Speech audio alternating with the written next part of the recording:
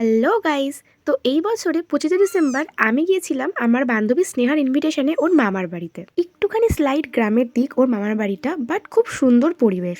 তো গিয়ে প্রথমেই আমাদের এখানে দিয়ে দিয়েছিল ওদের নিজস্ব বানানো স্পেশাল কেক।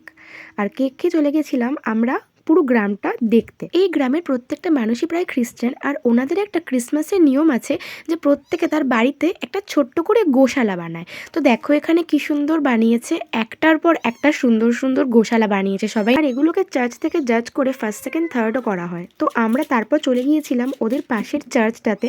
খুব বড় চার্চ আর খুব সুন্দর সাজিয়েছে, জাস্ট দেখো চার্চটা ঘুরে দেখার পরে দুপুরবেলা গিয়ে আমরা লাঞ্চ করে নিলাম। আর লাঞ্চ করার পরে আমরা একটুখানি বেরু করতে বেরিয়েছিলাম আশেপাশে। আর আমাদের গন্তব্য ছিল নেপালগঞ্জের মেলা। ওখান থেকে একটুখানি দূরেই নেপালগঞ্জ, আর ওখানে অনেক বড় মেলা হচ্ছিল, তাই আমরা সেখানেই গিয়েছিলাম।